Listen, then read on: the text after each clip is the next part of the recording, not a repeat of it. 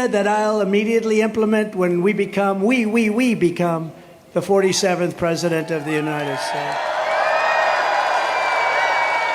Before I even arrive at the Oval Office, shortly after I win the presidency, because of you, I will have the horrible war between Russia and Ukraine settled. I'll get it done in 24 hours. I know them both very well. Zelensky and Putin, I'll get it solved very, very quickly. It should have never started, should never have started. All of those people that have been killed would be alive today. All of those cities that are just absolutely demolished would be up, would be prosperous. I am the only candidate who can make this promise, and the promise is I will prevent World War III. Nobody else is going to be able to do it. I will totally obliterate the deep state. We will find the globalists, warmongers, and the bureaucrats who have weaponized our justice system, and we will escort them from federal buildings. We're going to get them the hell out of government. I will end the disaster known as Bidenomics. He doesn't even know. 2 weeks ago, they used the term. He said, what is that? Now he likes the term, I guess.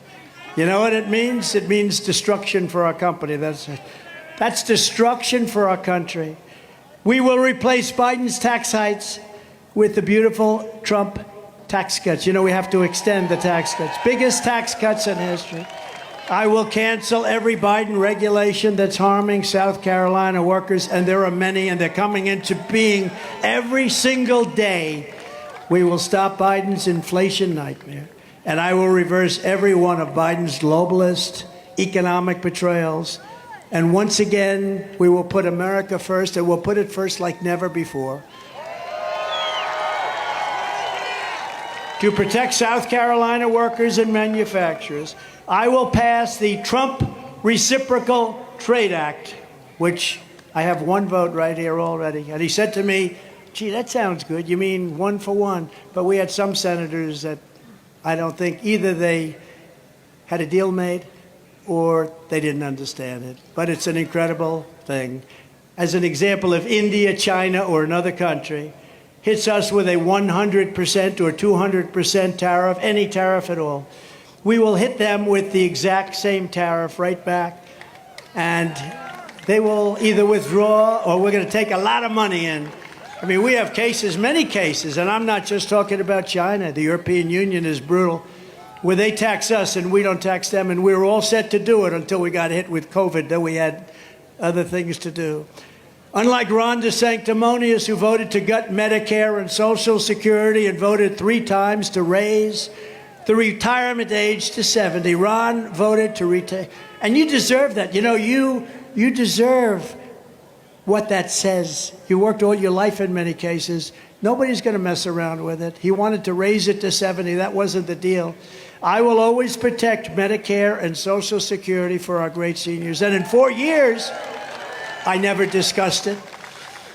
And one thing about a politician, when they bring it up, and if they bring it up, they'll bring it up again, to stop the Marxist prosecutors who release rapists and murderers while persecuting conservatives. And by the way, the Catholic Church is under siege by these people. So I don't know how any Catholic or any Christian could vote for them. I will direct a completely overhauled DOJ to investigate every radical DA in America for their illegal, racist, and reverse enforcement of the law. I will immediately terminate every open borders policy of the Biden administration and bring it back to what it was just 3 years ago, strongest border in history. And under Biden, other countries are emptying out their prisons, their mental institutions, and dumping everyone, including terrorists, big scale terrorists, into the USA. Congratulations. A lot of people have asked me for the parody of what we call the snake. Did anyone ever hear the snake? Did you ever hear that? Lindsay, the snake. Marjorie, you've heard it plenty. Does anybody want me to do the snake? Now, you know, it is very hot. It'll take a minute, but it is hot. Who wants the snake? Who doesn't want the snake? Nobody. Let's go. So this is, I don't really need it, actually. I don't really need it. We remember things pretty well. But this is about our border. This is about what's happening. This is about the treachery of what's happening on our border and the people that are coming in. And countries aren't sending their best. They're sending people that are, as you know, and as I said, in jails and mental institutions, insane asylums. It's a horrible thing that's happening. And I believe the real number is going to be 15 million people by the end of this year, Henry, so it's going to be terrible. On her way to work one morning, down the path along the lake, a tender-hearted woman saw a poor, half-frozen snake. His pretty-colored skin had been all frosted with the dew. "Poor thing," she cried, "I'll take you in, and I'll take care of you. Take me in, O tender woman, take me in for heaven's sake. Take me in, O tender woman," sighed the vicious snake. She wrapped him up all cozy in a comforter of silk and laid him by her fireside with some honey and some milk. She hurried home from work that night, and as soon as she arrived, she found the pretty snake she'd taken had been fully revived. "Take me in, O tender woman. Take me in for heaven's sake. Take me in, O tender woman," sighed the vicious snake. She clutched him to her bosom. "You're so beautiful," she cried. "But if I hadn't brought you in by now, you truly would have died." She stroked his pretty skin again and kissed and held him tight.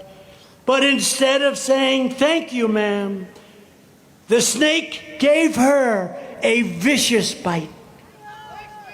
"Take me in, O tender woman, take me in for heaven's sake. Take me in, O tender woman," sighed the vicious snake. "I saved you," cried the woman, "and you've bitten me, but why? You know your bite is poisonous, and now I'm going to die." "Shut up, silly woman," said the reptile with a grin.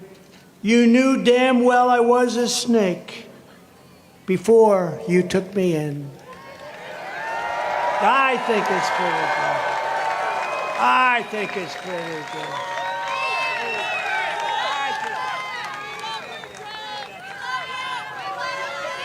Give it to somebody. We'll see it on eBay tonight. 10,000. But that's our border. That's what it is. We're being misled, and it's vicious and violent, and criminals are coming in. And these countries are very smart. I know every one of them. I know the leaders. They're very streetwise people, smart people, and they're sending us their problems. And we're taking in millions of problems.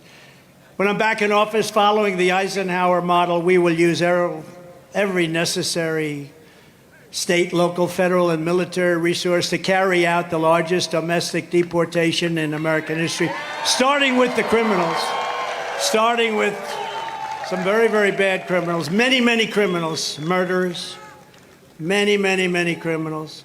To further deter illegal immigration, I will sign on day one, executive order ending automatic citizenship for the children of illegal aliens. They come here illegally, they have children. We're the only country in the world that does that. They come in, they have children, and now the children, you say, "Welcome aboard," and then they bring their parents in with them later. We're the only country in the world that does it, Henry. In addition to build on the historic progress we made at implementing strict vetting for all immigrants, I will order our government to deny entry to all communists and Marxists as required by law.